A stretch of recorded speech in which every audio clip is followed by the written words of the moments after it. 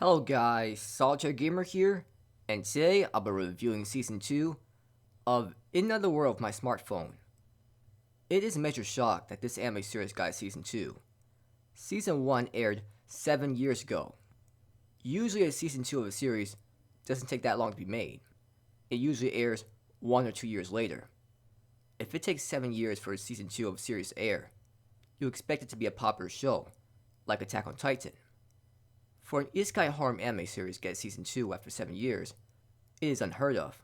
You would never expect this, but this is actually one of my favorite Isekai anime series of all time. I know it's absolute trash, but I enjoy watching it. It is giving me the kind of harem I always wanted to see.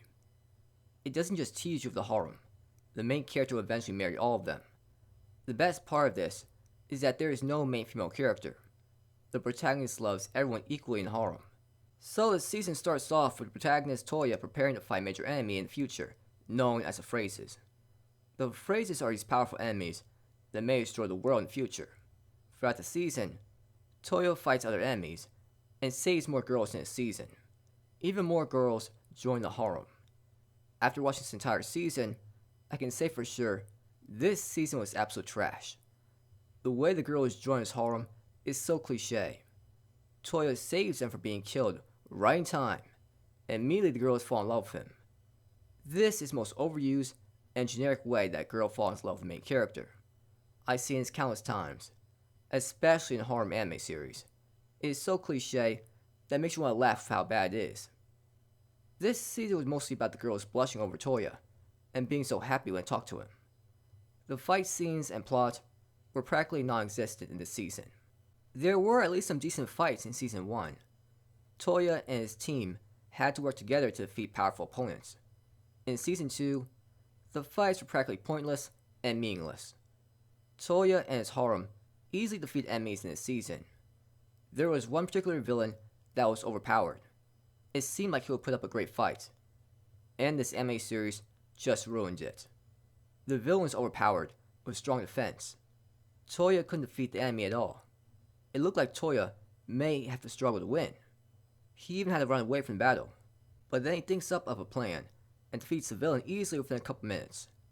That just ruined the fight scene. I'm glad Toya had to think of a good strategy to win, but it was very disappointing that not only did the fight not last an entire episode, it couldn't even last half an episode. Once Toya figured out the spells to defeat the villain, that was pretty much it.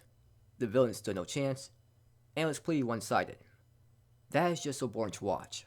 This season did a decent job building up how powerful the Phrases are, and showing us how much Toya had to do in order to prepare to fight against them. I was waiting for a major battle involving the Phrases, and it just never happened.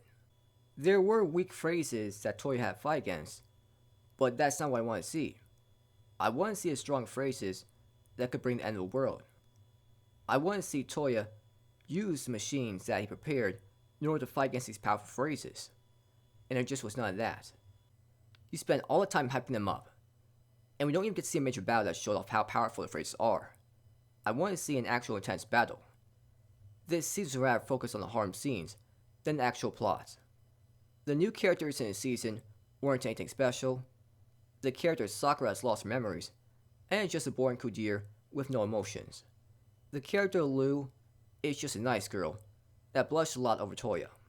The character Hilde is a knight that appears calm and cool, but acts so embarrassed and shy around Toya. I'm sure most of us have seen this kind of character often. This kind of character is used a lot in Isekai and harem anime series. Not only that, but this kind of character is very popular in visual novels as well. The opening and ending song for the season were average. I skipped over them after hearing them once. The music throughout the season was okay. The animation style looked very similar to how it was in Season 1, which is good. I'm glad it didn't look much different. The animation looked decent for a season. This season was absolutely bad and complete trash. The new female characters fall in love with the main character in a very cliche way. There is not much time spent on the plot at the end. I was expecting the final episode of the season to lead up something special and impactful, but it was just harem scenes. There weren't any intense and enjoyable fights at all in the season. Given all that, I can say the season was certainly bad, but I still enjoyed it on a personal level. It was enjoyable seeing the harem grow larger and seeing the girls really love the main character. But just because I enjoy it, it doesn't mean I can look past the terrible writing and generic characters introduced in the season. I give this season a 5 out of 10. So that's all I'm talking about for this video. Thanks for watching the video. Have a great night wherever you are, and please like and subscribe if you enjoyed this video, and please comment if you found anything interesting in the video.